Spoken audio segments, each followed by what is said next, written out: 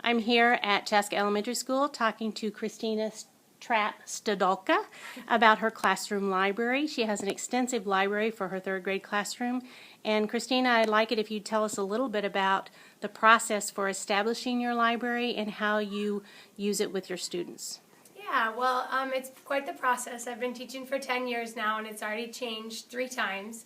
I first started with the AR leveling system, so all the books were leveled according to the accelerated reader. Then it progressed to Lexiles, so then we marked them as Lexiles, and now we are leveled A to Z.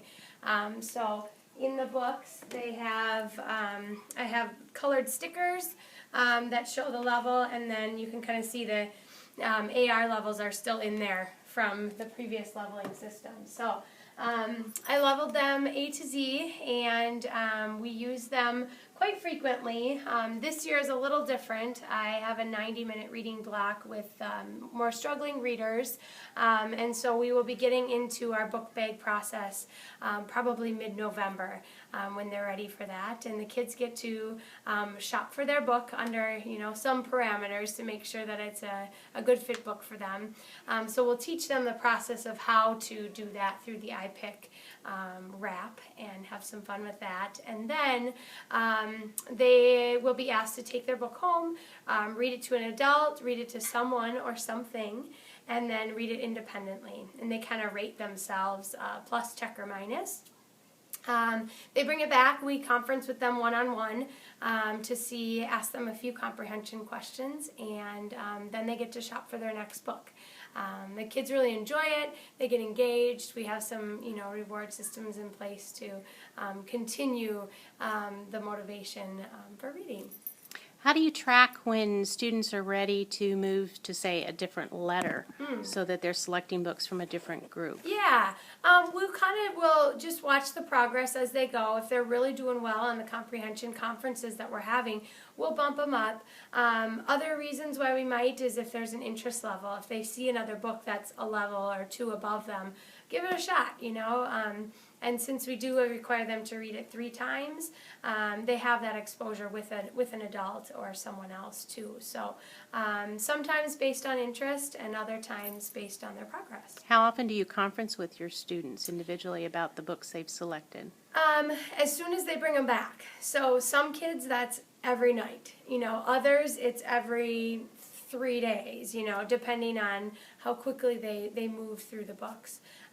So that can get a little tricky. Luckily, I team teach the class, so that works really well when we collaborate, and one can take the kid, groups of students, and others can work one-on-one, so that's helpful. So how long would a typical conference last with a student? Oh, anywhere from 3 to 5 minutes. Yeah, it can be pretty quick. With a lower reading group, we also are doing running records for sure once a month, sometimes more. So that's another reason why we might move them along based on their running records.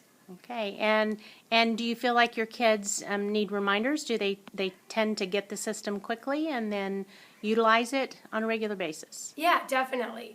They get excited to shop, and that's kind of motivating for them. And if they're looking through their bin of books and they see, you'll hear them say, next time I'm going to read this one, or sometimes over a weekend they might ask to read 2. So I'm excited to get the process started. It obviously, beginning of the year, we're trying to get sight words and things done before we're ready for this step, but it should be pretty fun. As an aside, do you have any opportunities for kids to share book talks with their peers? Yeah, actually, we do that once a month, kind of at the end of the month. We'll look at, because we track what books they read, and then they will have a day or a station sometimes where they'll pull out their favorite book that they've read, and they get to share that at their station that they're working with kids. So kind of a peer time where they can say, oh, you should read this book, and do recommendations, which is really fun. Is there anything else that you would like to share about the process of setting up a library or the steps or the ahas that you've had along the way? It's a lot of time, so if you can get help, that's great, but it's so worth it because it's easy to use, the kids pick up on it, and then you know that they can be successful with what they're reading, so it's fun. Thank you very, very much. You're welcome.